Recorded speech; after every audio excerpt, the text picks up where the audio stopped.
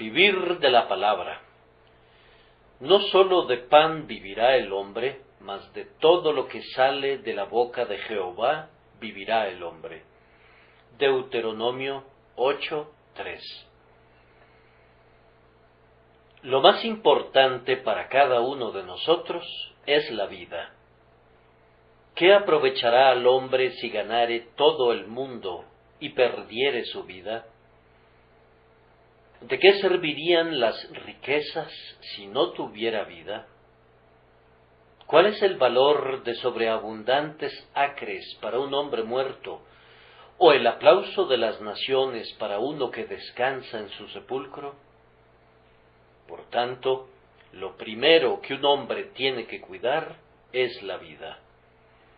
Hay algunas personas que toman esta verdad en un sentido erróneo y entonces la tergiversan.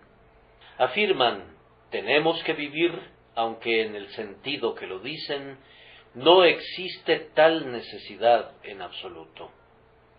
Que tengamos que continuar viviendo aquí no está claro para nada.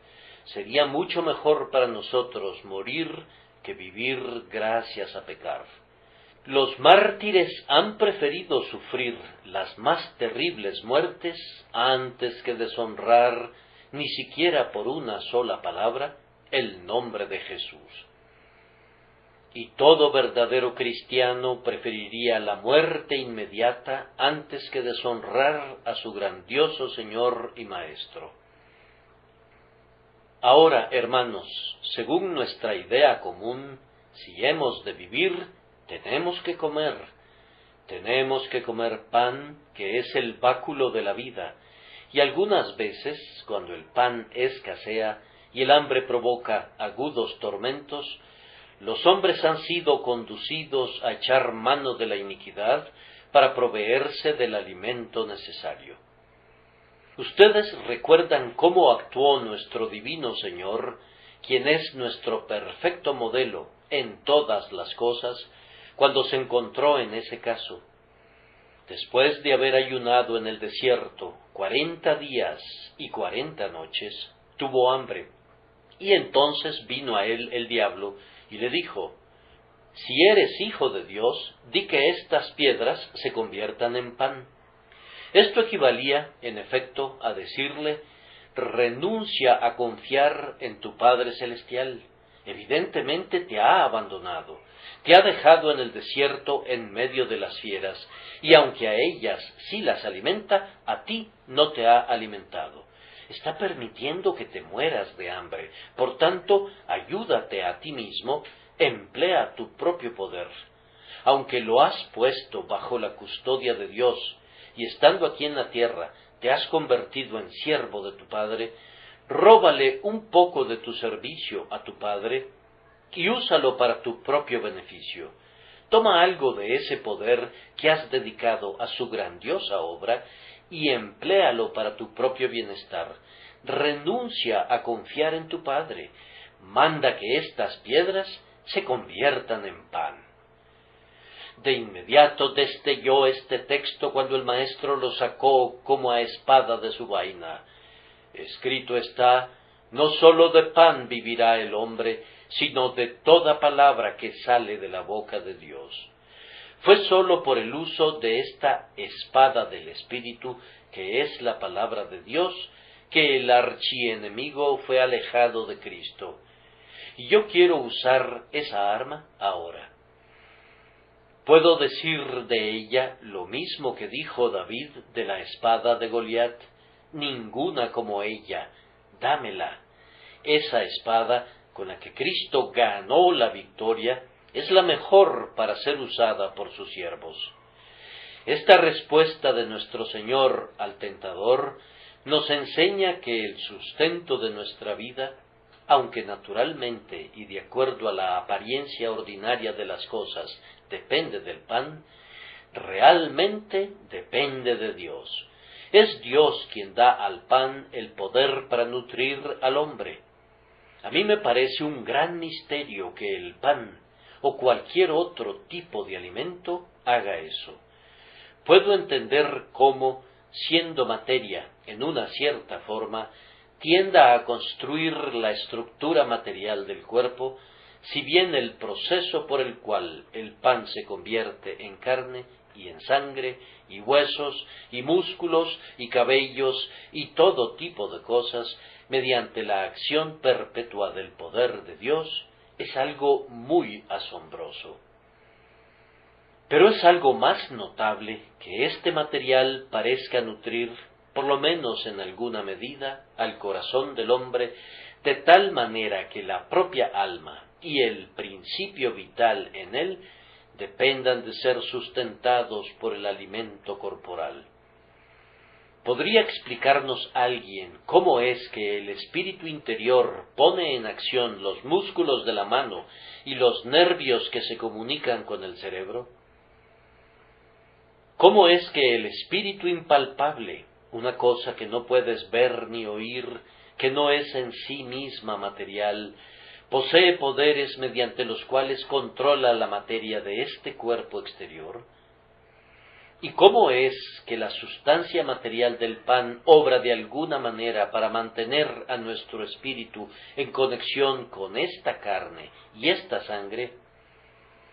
Yo no puedo explicar este misterio, pero creo que es un continuo milagro obrado por Dios. Frecuentemente me dicen que los milagros han cesado. Me parece que los milagros son la regla de la operación de Dios y que por todas partes se podrían percibir cosas dignas de admiración y de asombro si viéramos más allá de la apariencia externa. Penetremos por un momento debajo de la mera superficie y veremos un mundo de prodigios, no puedo decir menos. De acuerdo con nuestro texto, somos llamados a observar que el poder que nos mantiene vivos no está en el pan mismo, sino en Dios, quien decide hacer uso del pan como su agente para nutrir a nuestro cuerpo. Yo no deduzco de esta verdad que por lo mismo no he de comer nunca, sino que he de vivir por la fe, porque Dios puede hacer que viva sin necesidad de pan. Algunas personas me parecen muy insensatas cuando deducen que, ya que Dios puede sanarme, nunca debo tomar una medicina adecuada o apropiada para una enfermedad, porque debo confiar en Dios. Yo en verdad confío en Dios, pero confío en Dios según la propia manera de obrar de Dios, y su forma de proceder es esta: si deseo satisfacer el hambre, tengo que comer ordinariamente pan. Si deseo ser curado de alguna enfermedad, tengo que tomar el remedio provisto por él. Esa es su regla general de procedimiento, pero sería un error igualmente grave y mostraría otra forma de insensatez si dijéramos que el pan o la medicina realizan el trabajo. El pan alimenta y la medicina sana, pero Dios es quien obra por esos medios. O, si así le agradara, quien obra sin ellos. Si es necesario que su Hijo viva y no decidiera comisionar a los cuervos para que le llevaran pan y carne, o si no mandara a una viuda que sustentara a su siervo, lo podría mantener sin necesidad de ningún medio, pues no sólo de pan vivirá el hombre, mas de todo lo que sale de la boca de Jehová. Cuando el Señor habla y le ordena vivir, vive. Dios dijo la palabra para que el mundo existiera. Su palabra mantiene todavía la estructura entera del universo sobre sus columnas, y, ciertamente, esa palabra es capaz de sustentar a nuestra alma con vida, incluso sin usar medios externos o usándolos el tiempo que Dios quiera. Ese, creo yo, es el significado del texto. Dios llevó a su pueblo al desierto donde no había ni siembra ni siega, y donde no se hacía pan, y le pareció al pueblo que se moriría de hambre allí. Pero, entonces, Dios hizo que el maná cayera del cielo para mostrar que podía sustentarlo, si no por un medio, por otro muy distinto. Él los llevó donde no había ondeantes riachuelos, ni susurrantes corrientes apacibles de agua, pero su siervo golpeó la roca de pedernal, y el agua brotó, para mostrar que Dios podía dar agua a los hombres, no solamente de las fuentes del abismo inferior, o de la lluvia de las nubes en lo alto, sino de las sólidas rocas, si así le agradaba. Amigo mío, Dios puede darte pan para comer. Si bien tal vez no lo haga de la manera que esperas, podría venir de una manera en la que ni siquiera has soñado jamás. He leído acerca de uno que fue condenado a morir de hambre, y cuando el juez pronunció la sentencia, le preguntó: ¿Y qué puede hacer por ti tu Dios ahora? El hombre replicó: Mi Dios puede hacer esto por mí. Si quisiera, puede alimentarme de tu mesa. Y así sucedió, aunque el juez no lo supo nunca, pues su propia esposa le enviaba alimentos a aquel pobre hombre y lo conservó con vida hasta que por fin recuperó su libertad. Dios tiene una forma de usar los instrumentos más inverosímiles para cumplir su propósito. Él puede, si quiere, hacer que las corrientes se junten como en un montón, hasta que la nación elegida haya pasado por en medio del mar. O Él puede permitir que el fuego arda en torno a su pueblo, pero puede guardarlo de ser quemado, así como Sadrach, Mesach y Abednego salieron ilesos del horno de fuego ardiendo, y ni siquiera olor de fuego tenían. Ahora llego al significado más espiritual del texto, y le pido a Dios que lo convierta en un rico alimento para sus almas. Les pido que noten, primero, la palabra, todo lo que sale de la boca de Jehová. En segundo lugar, consideren el uso que debemos dar a la palabra. Tenemos que vivir de ella.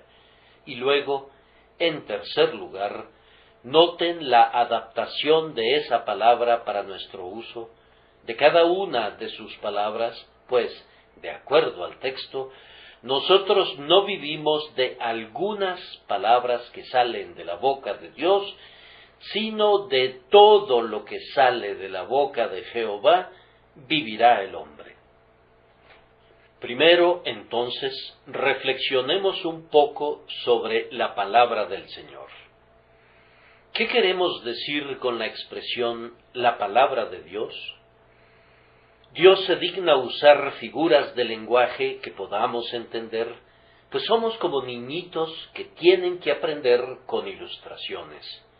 Ahora, con relación a un hombre, su palabra es a menudo la expresión de su deseo.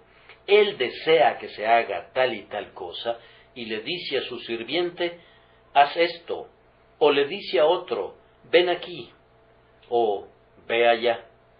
Su palabra es la expresión de su deseo. Ay, en cuanto a nosotros, nuestros deseos son a menudo fuertes, pero nuestras palabras son débiles. Ordenamos que se haga tal y tal cosa, pero no se hace. Tenemos, tal vez, 1000 deseos en nuestros corazones que, si fuéramos a expresarlos, sería para hacernos ver ridículos. Podemos desear hacer esto y aquello, pero si dijéramos que se hagan estas cosas, no serían hechas a pesar de todo lo que dijéramos, pues, con frecuencia, donde está involucrada la palabra de un hombre, hay debilidad. Sólo donde está la palabra de Dios hay poder. Hablando a la manera de los hombres, cuando Dios quiere algo, dice sea, y es inmediatamente. El poder de Dios acompaña a su voluntad. Él dijo, sea la luz, y fue la luz. Dios dijo, júntense las aguas que están debajo de los cielos en un lugar, y descúbrase lo seco. Y fue así. Dios dijo: haya lumbreras en la expansión de los cielos para separar el día de la noche, y sirvan de señales para las estaciones, para días y años, y sean por lumbreras en la expansión de los cielos, para alumbrar sobre la tierra. Y fue así. Basta que Él quiera algo, y sucede. Su palabra es su voluntad en movimiento, su poder puesto en acción. Ese es el sentido común y enfático del término. La palabra de Dios es también la expresión de su verdad. Alguien nos dice: te prometo tal y tal cosa, y nosotros le decimos: confiamos en tu palabra. El honor de un hombre está involucrado en su palabra. Aquel que no guarda su palabra no es un hombre de honor y pronto cae en desgracia para con sus semejantes, natural y debidamente. ¡Ay! Las palabras de los hombres no sólo son débiles, sino son volubles y falsas a menudo. Pero la palabra de Dios es la promesa de alguien que sabe lo que está diciendo, que es capaz de hacer lo que promete y que no cambiará nunca ni nunca será falso. De tal manera que, si vemos su palabra como la expresión de su verdad, vemos su fidelidad. Y sobre estas dos cosas, el poder que guarda la promesa y la voluntad que es fiel para guardarla, podemos descansar con gozo y confianza. Además, si un hombre es un hombre auténtico, su palabra es una revelación de sí mismo. Uno de los antiguos le dijo a un muchacho muy hermoso y joven cuando le hubo mirado: habla, muchacho, pues entonces puedo verte. Y con frecuencia, cuando una persona habla, vemos mucho más de su carácter que cuando la vemos simplemente a ella.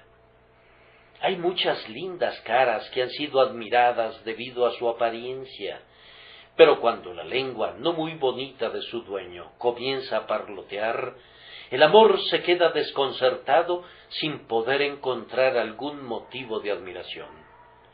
Hay algunas personas que hablan de tal manera que, cuando vemos su interior, se ven tan repugnantes que anulan su atractiva apariencia. Pero un hombre auténtico se revela por sus palabras. Es por esto que el Señor Jesucristo es llamado la palabra de Dios. Jesucristo es Dios hablando. Dios piensa lo que dice, y los pensamientos de Dios son encarnados en la persona, obra, vida y muerte de Jesucristo, su amado Hijo.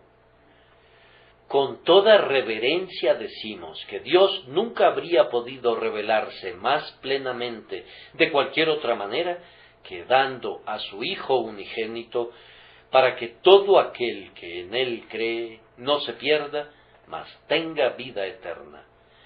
Bien hizo en cantar el Dr. Watts: la naturaleza permanece como un volumen abierto para esparcir por doquier la alabanza de su Hacedor, y cada labor de sus manos muestra algo digno de Dios. Pero en la gracia que rescató al hombre, fulgura su más brillante forma de gloria. Aquí en la cruz está más bellamente delineada en sangre preciosa y líneas de carmín. Aquí contemplo lo más íntimo de su corazón, donde se unen extrañamente gracia y venganza, perforando a su Hijo con el dolor más agudo, para ser míos los placeres comprados.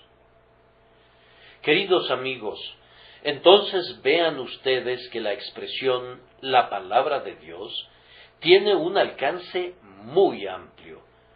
Pero mi texto me induce a recordarles algo muy dulce.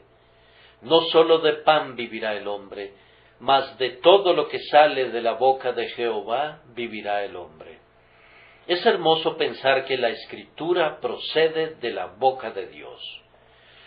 No miren ese rollo de papiro sobre el cual está escrita, y sobre el cual los críticos debaten y altercan. Ellos tropiezan casi con cada letra y con cada palabra, y así se pierden de su significado y de su espíritu. Pero en cuanto a ustedes, oren al Espíritu Santo pidiendo que la diga en su corazón, como si procediera inmediatamente de la boca de Dios.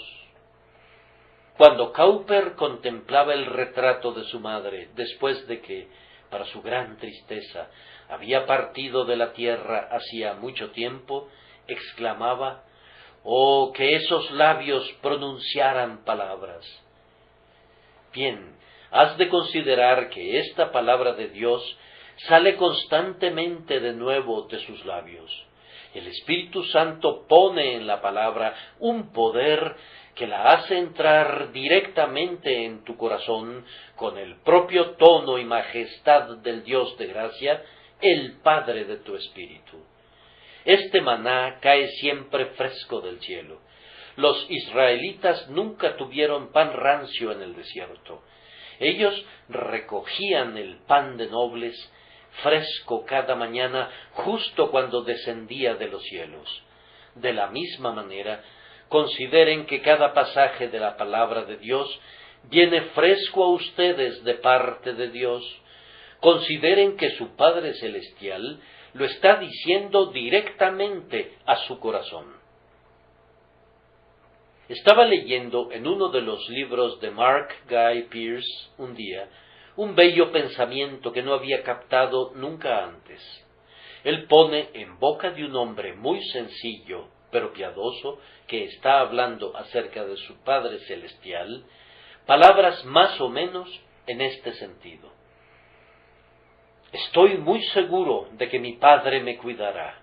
Él no descansó nunca durante los 6 días de la creación, mientras no hubo preparado un lugar para que su Hijo viniese y viviese allí.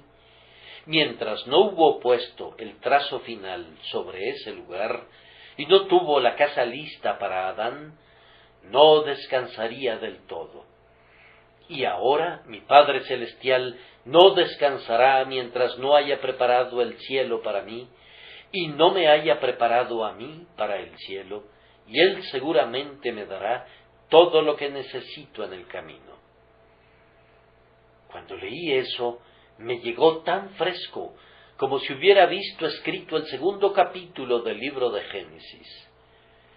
No me pareció como un registro viejo y rancio, sino como un mensaje fresco y vivo procedente de la boca de Dios en ese lugar y en ese instante.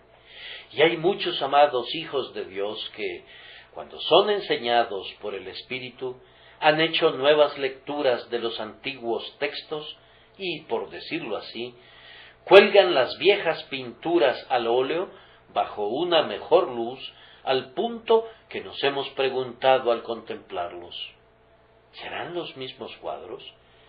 Parecen contener una fresca belleza y una fuerza inusitada.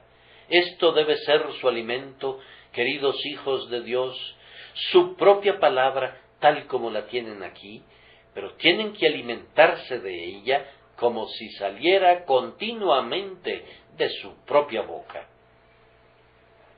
El texto dice además: «De todo lo que sale de la boca de Jehová vivirá el hombre».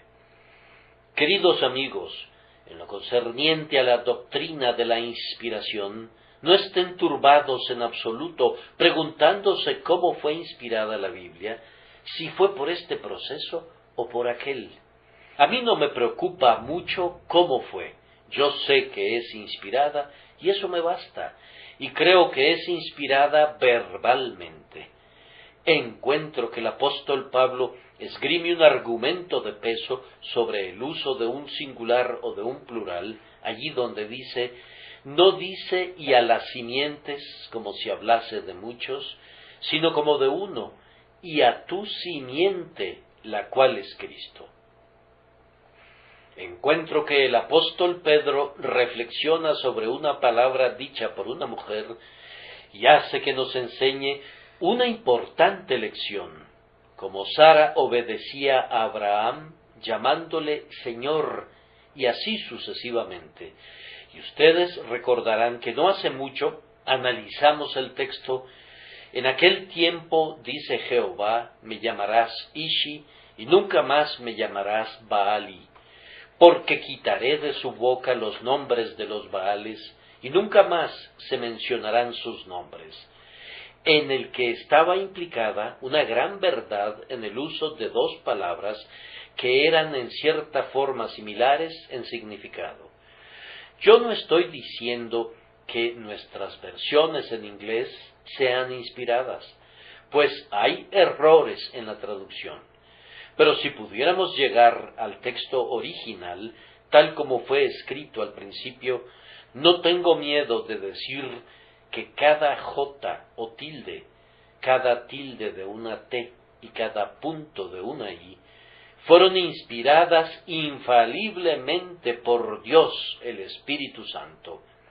Yo creo en la infalibilidad y en la infinitud de la Santa Escritura. Dios inspiró el registro entero desde Génesis hasta Apocalipsis y todo lo que está en medio. Y Él desea que creamos en una parte de la palabra tanto como en otra. Si ustedes no creen en eso, no servirá de alimento para ustedes. Estoy seguro de que no lo hará.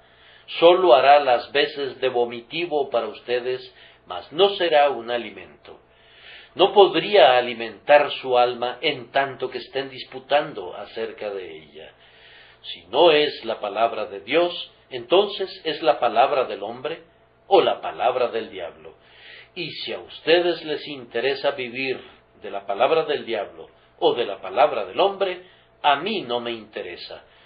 Pero la palabra de Dios es alimento para el alma que mora con Dios y no puede quedarse satisfecha con nada más.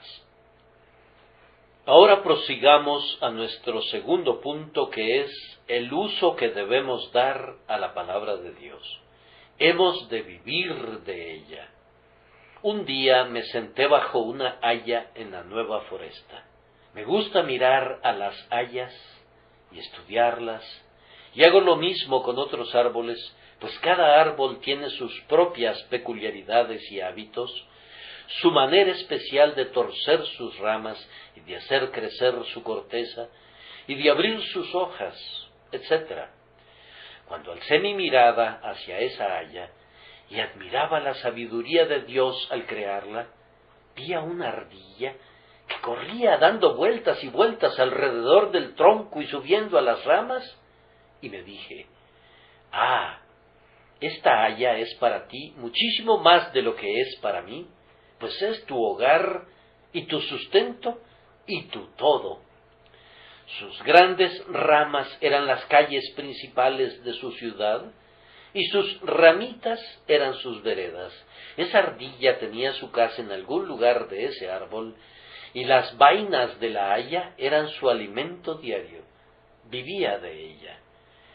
Bien, ahora, la manera de tratar con la palabra de Dios no es contemplarla simplemente o estudiarla como lo hace un estudiante, sino vivir de ella, así como la ardilla vive de su haya. Ha de ser para ti, espiritualmente, tu casa, tu hogar, tu alimento, tu medicina, tu vestido, el único elemento esencial de la vida y del crecimiento de tu alma. Hay algunas personas, a las cuales conozco, que toman la palabra de Dios y juegan con ella. Están interesadas en sus narraciones, estudian sus historias a la luz de la investigación moderna, etc. Pero no fue destinada simplemente para un propósito como ese. Las rebanadas de pan no son puestas sobre la mesa para que las esculpas de diferentes maneras y para ser miradas simplemente. Tienen el propósito de servir de alimento. Ese es el uso apropiado del pan y ese es el uso apropiado de la palabra de Dios. Algunos hacen cosas peores que esta. No es tanto que jueguen con la Biblia, sino que se pelean por ella, contienden fieramente por una doctrina y condenan a todo el mundo que no acepte su interpretación particular de ella. Cuando he oído a algunos predicadores, me ha parecido que han sacado una doctrina a propósito para pelear por ella.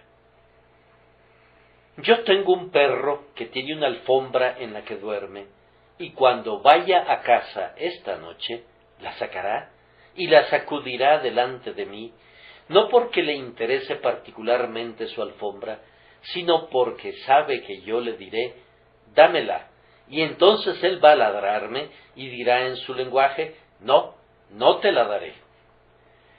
Hay algunas personas que citan las doctrinas de la gracia justo de esa manera. Puedo verlas trotando mientras sostienen en la boca la doctrina de la elección solo para que algún hermano arminiano dispute con ellas al respecto y entonces puedan ladrarle. No actúen así, amados. El peor utensilio con el que pueden derribar a un hombre es la Biblia. Tiene por fin que vivamos de ella. No tiene por objeto ser un arma en nuestras controversias, sino nuestro diario alimento del que vivimos con regocijo. No creo que nuestras Biblias nos fueran dadas para que simplemente las empleemos como telescopios para auscultar los cielos, para tratar de descubrir qué sucederá dentro de 50 años. Estoy cansado de las profecías y especulaciones que, como regla general, terminan en nada. Conozco a algunos hermanos con quienes no se puede hablar de ningún pasaje sin que digan, «Oh, tú no has visto el último librito de R.B.S.». Esas no son las iniciales reales del buen hermano, en el que dice que este pasaje no se aplica a nosotros, sino que solamente está destinado para los judíos. O también, eso era solo para la iglesia en el desierto y no para nosotros en estos días. No usemos indebidamente la palabra de Dios, sino valorémosla como el pan del que hemos de vivir. No sólo de pan vivirá el hombre, mas de todo lo que sale de la boca de Jehová vivirá el hombre. Pero ¿cómo podemos vivir de palabras?, nos pregunta alguien. Has hablado bien, no podemos vivir de palabras si son palabras de hombre, pero no hay nada como la palabra de Dios para vivir de ella. A esa palabra le debemos nuestra vida. Él habló para que fuéramos creados, Él habló para que el alma entrara en nuestro cuerpo. Por esa palabra de Dios somos mantenidos vivos diariamente. Basta que Dios la revierta y diga, regresen ustedes, hijos de los hombres, y tendríamos que regresar de inmediato al polvo del cual salimos. Es por la palabra de Dios, ciertamente, que comenzamos a vivir espiritualmente. Por medio de la obra eficaz de su palabra, creímos en Cristo. La simiente viva e incorruptible fue sembrada en nuestro corazón, y por ella comenzamos a vivir.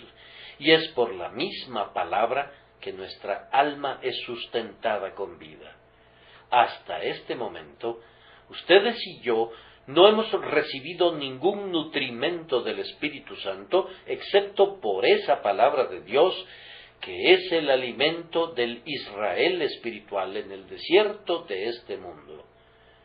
Cristo dijo, mi carne es verdadera comida, y mi sangre es verdadera bebida, y es por Él, como palabra de Dios, que nuestra vida ha de crecer todavía más.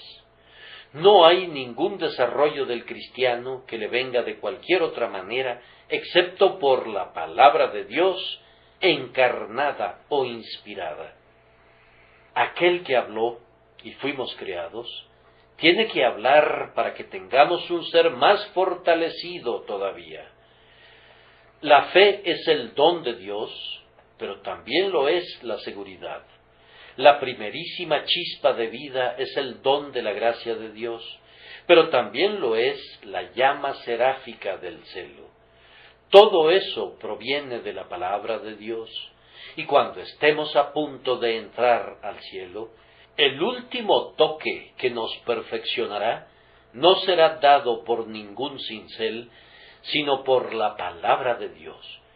Nuestro Señor oró por sus discípulos: santifícalos en tu verdad, tu palabra es verdad, y esa palabra completará el proceso entero. Vean entonces, amados, de qué ha de vivir lo más íntimo de su espíritu, de la palabra de Dios. Hermanos y hermanas, podría preguntarles si están todos ustedes suficientemente conscientes de esta gran verdad. Ustedes nunca recibieron la vida espiritual debido a sus propios sentimientos. Vivieron cuando creyeron en la palabra de Dios, y nunca alcanzarán ningún incremento de vida espiritual, ni de gracia creciente, por sus propios sentimientos o por sus propias acciones. Tiene que ser todavía por su fe en las promesas y por alimentarse de la palabra. No hay ningún otro alimento para sus almas. Todo lo demás resultará ser al final algarrobas. Entonces, ¿tienes hambre? Ven y aliméntate de la palabra. ¿Te has rebelado? Ven y aliméntate de nuevo de la palabra. Dios sana a su pueblo alimentándolo. ¿Cómo es eso?, preguntas. Cuando la iglesia de la Odisea no era ni fría ni caliente, de tal forma que Cristo sentía que tenía que vomitarla de su boca, incluso entonces le dijo al ángel de esa iglesia: «He aquí, yo estoy a la puerta y llamo. Si alguno oye mi voz y abre la puerta, entraré a él y cenaré con él y él conmigo». Y yo me atrevo a decir que no hay cura para la tibieza como una buena cena con Cristo. Si Él entra y cena contigo y tú con Él, tu tibieza desaparecerá de inmediato. No comiences siendo salvado por la fe para luego proseguir a ser salvado por obras. No trates de mezclar esas dos cosas. Si eres de la casa de Sara, no inclines tu rodilla delante de Agar, ni regreses a la esclava. Si has vivido de la palabra simple y pura, dándole crédito por una fe viva dada por Dios, prosigue viviendo de la misma manera y crece por la palabra. Aliméntate de ella continuamente, siguiendo la indicación: fortaleceos en el Señor y el poder de su fuerza. Ahora llego a mi último punto sobre el que quiero insistir muy enfáticamente, y es la adaptación de la palabra de Dios para la alimentación de nuestras almas. De todo lo que sale de la boca de Jehová vivirá el hombre. De toda palabra. Si se restringen en su alimentación a 1 o 2 artículos, cualquier médico les dirá que hay un peligro que su cuerpo no sea suplido con toda forma del nutrimento requerido. Un adecuado y amplio rango de dieta es recomendable para quienes quieren gozar de una vigorosa salud. Y en las cosas espirituales, si guardan una parte de la palabra de Dios, podrían vivir de ella, pero la tendencia sería a no alcanzar la plena salud espiritual debido a la falta de algún nutrimento que la palabra les habría suplido si la hubieran usado. Cuando el hombre se alimenta de toda palabra de Dios, vive en el estado más elevado y saludable. Miren, por ejemplo, a la doctrina en la palabra de Dios. A mí no me gusta la doctrina, dice alguien. ¿Sabes lo que estás diciendo? Tú eres un discípulo, pero no te gusta la enseñanza, pues doctrina quiere decir enseñanza. Que un discípulo diga que no le gusta ser enseñado equivale a que dijera que no le gusta ser un discípulo, y de hecho, no es un discípulo en el verdadero sentido de ese término. Es importante que conozcamos cualquier verdad proclamada en la palabra de Dios. Oh, dice alguien, pero hay algunas verdades que no son importantes. Yo no conozco ninguna.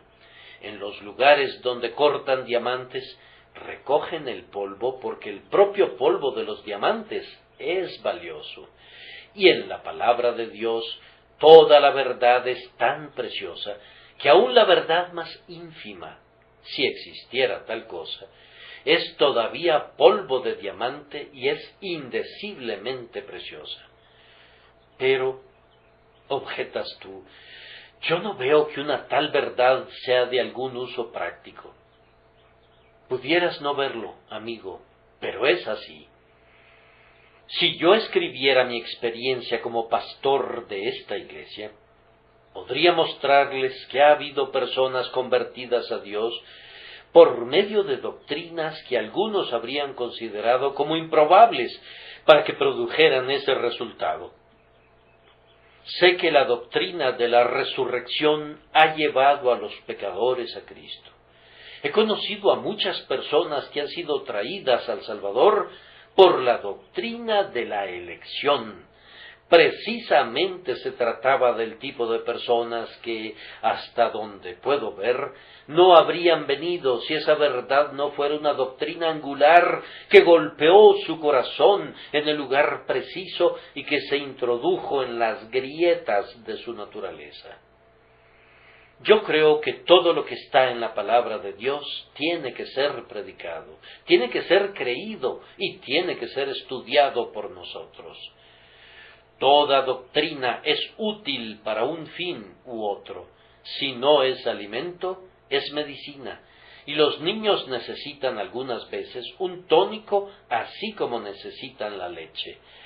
Toda planta en el huerto de Dios responde a algún buen propósito. Por tanto, debemos cultivarlas todas y no debemos descuidar ninguna doctrina. Sin embargo, cuando me acerco a la palabra de Dios, encuentro que no todo es doctrina y descubro que hay mucho de precepto. Ahora, tal vez alguien diga, a mí no me interesan los preceptos. Solíamos tener un conjunto de personas llamadas cristianas, quienes, si predicabas acerca de algún deber del creyente, decían de inmediato, no podemos soportar la palabra deber, contiene una resonancia legal. Recuerdo haberle dicho a uno que me llamó un predicador legal. Eso está muy bien. Legal quiere decir conforme a derecho. Y tú quieres decir, yo supongo, que soy un predicador conforme a derecho y tú eres una persona contraria a la ley, puesto que objetas mi predicación. Pero solía ser así. Si predicabas doctrina sana y buena, si predicabas sobre los privilegios de los creyentes, eso los complacía mucho. Pero cuando comenzabas a hablar acerca de las partes prácticas de la palabra de Dios, entonces se ofendían de inmediato. No ha de sorprendernos, pues su conciencia les remordía por su descuido de esas porciones de las Escrituras. Pero, queridos amigos, vivimos de los preceptos así como de las doctrinas, y se han convertido para nosotros en nuestro alimento necesario. Ustedes saben qué dijo David acerca de los mandamientos del Señor. Deseables son más que el oro y más que mucho oro afinado, y dulces más que miel y que la que destila del panal. Tu siervo es además con ellos, en guardarlos hay grande galardón. Bendito sea Dios, porque hay también una extensa porción de este libro que se ocupa de las promesas. Queridos amigos, deben conocer bien las promesas. Con frecuencia he comprobado que me es útil ese librito en el que el doctor Samuel Clarke ha clasificado las promesas bajo diferentes categorías. Es muy útil, si tienen problemas, referirse a todas las promesas que son dadas a aquellos que se encuentran en circunstancias similares a las suyas. Por ejemplo, para los enfermos, o para los pobres, o para los que son blanco de calumnias. Al leer esas promesas, una tras otra, se dicen a ustedes mismos: esta es mi chequera, puedo tomar las promesas conforme las necesite, firmarlas por la fe, presentarlas en el grandioso banco de la gracia y salir enriquecido con la ayuda presente en el tiempo de necesidad. Esa es la manera de usar las promesas de Dios para que ministren a la vida de nuestro espíritu. Pero, queridos amigos, gran parte de la palabra de Dios está conformada por historias. Allí tienen la historia de la creación y de la caída, de Abraham y de Isaac y de Jacob y de Moisés y de los reyes y príncipes y del pueblo de Israel. Tal vez se pregunten, ¿es alimento eso? Ciertamente, hay críticos en estos días que hablan despectivamente del Antiguo Testamento y hablan como si los evangelios constituyeran toda la palabra de Dios.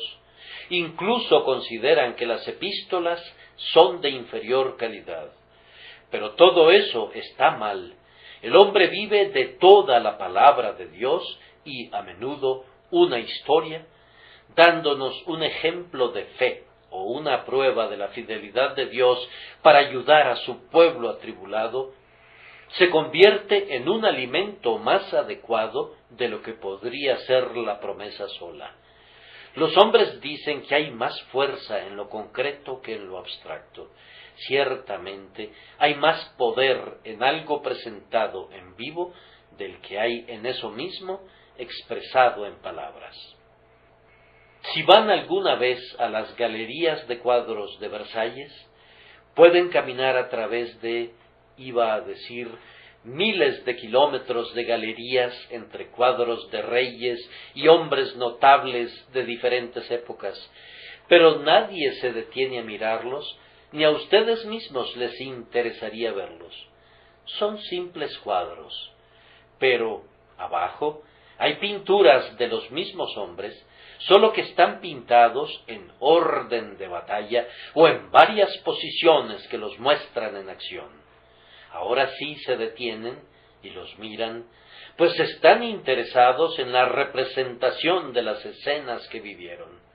Así, algunas veces, las promesas de Dios están colgadas como cuadros en la pared y no las advertimos. Pero cuando vemos a los hombres que confiaron en esas promesas y comprobaron la verdad de ellas, entonces hay una suerte de interés humano acerca de ellas que gana nuestra atención y habla a nuestros corazones. No descuiden nunca las partes históricas de la palabra de Dios, pues están llenas de alimento para los hijos de Dios. Sucede precisamente lo mismo en relación con las profecías. Una vez oí decir al señor George Miller que a él le gustaba leer toda la Biblia, una y otra vez, y que a él le gustaba leer las porciones de la Biblia que no entendía. Esa parece más bien una declaración singular, ¿no es cierto? Pues, ¿de qué nos sirve la lectura si no entendemos lo que leemos? El buen hombre me lo explicó así. Un niñito está con su padre, y hay mucho de lo que su padre le dice que él comprende y absorbe, y le agrada mucho oír hablar a su padre. Pero algunas veces su padre habla de cosas que están mucho más allá de su alcance, pero al muchacho le gusta escuchar. Aprende un poquito aquí y allá, y gradualmente, cuando ha escuchado año tras año, comienza a entender lo que dice su padre, como no lo habría hecho nunca si se hubiera alejado corriendo siempre que su padre comenzaba a hablar de cosas incomprensibles. Lo mismo sucede con las profecías y con otras partes profundas de la palabra de Dios.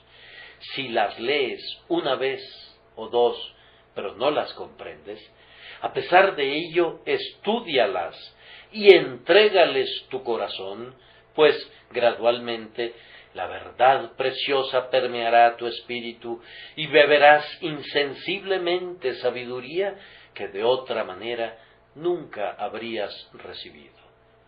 Cada parte de la palabra de Dios es alimento para el alma.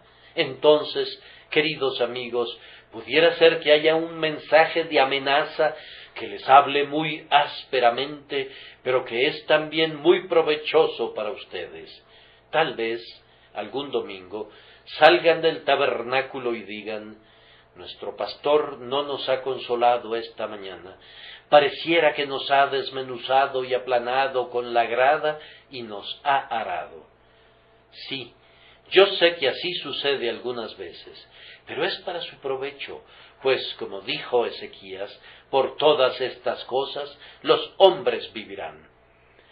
Sucede frecuentemente que necesitamos ser humillados y probados y acrisolados y abatidos, y todo hijo de Dios con una mente recta dirá: mi entrenamiento no debe ser de acuerdo a mi mente, sino que debe ser conforme a la mente de Dios. El sermón que más nos agrada pudiera no aprovecharnos de nada, mientras que el sermón que nos aflige y nos veja pudiera, tal vez, hacernos un servicio sumamente esencial. Cuando la palabra de Dios te escudriña al revés y al derecho, ábrele tu corazón, deja que el viento sople a lo largo de todo tu ser, para que se lleve todo harapo y reliquia que deban ser erradicadas de ti. Hay algunas palabras de Dios que son muy breves, pero contienen un abundante alimento para el alma. Algunas veces me he quedado muy quieto al estar mirando algún texto y me he sentido como Jonatán cuando encontró la miel. No podía comer del todo, solo podía hundir mi vara en ella y probarla. Y yo quería convocarlos a todos ustedes para ver si pudieran limpiar este bosque tan cargado de dulzura. En otros momentos, de camino a casa, cuando yo mismo no he obtenido mucho durante el sermón, el maestro me ha dado un festín en el camino y me he reído una y otra vez del puro gozo del corazón sobre algún precioso pasaje del que una luz fresca ha brotado para animar mi espíritu y alegrarme en el Señor. Oh, guarden la palabra, hermanos míos, guárdenla como palabra de Dios y como salida de su boca. Chúpenla e introdúzcanla en su alma. No pueden comer demasiado de ella, aliméntense de ella de día y de noche, pues así Dios hará que vivan la vida que es verdadera vida. Si hay alguna pobre alma aquí que quiere encontrar la vida eterna, querido amigo mío, te pido que la busques en la palabra de Dios y sólo allí. Pensé en ir a casa y orar, dice alguien. Hazlo, pero al mismo tiempo recuerda que tus oraciones son de poco valor sin la palabra de Dios. Oye primero la palabra de Dios y luego ve y dile a Dios tu propia palabra, pues es en su palabra, más que en tu palabra, que la salvación ha de ser encontrada. Recuerde esa grandiosa frase del libro de Éxodo, donde Dios dice: veré la sangre y pasaré de vosotros. No dice cuando ustedes vean la sangre, sino cuando Él vea la sangre. Entonces, cuando Dios mira la sangre derramada y rociada de Cristo, es cuando los mira a ustedes con piedad y compasión. Mira donde Dios mira, y entonces tus ojos se encontrarán con los suyos. Si miras a Cristo y Dios mira a Cristo, entonces se encontrarán las miradas de ambos y encontrarás gozo y paz en la fe. Dios el Padre admira a Cristo. Pobre alma, tú también admírale. Entonces habrá un punto en el que ambos estarán de acuerdo. Dios el Padre confía su honra y gloria a Cristo. Confía tú tu alma a Cristo, pues así estarán de acuerdo. Que Dios te conceda que puedas hacer eso en este instante. Recuerda solo este texto cuando prosigas tu camino. El que cree en el Hijo tiene vida eterna. Que Dios nos conceda que cada uno de ustedes tenga esa vida eterna por Cristo nuestro Señor. Amén.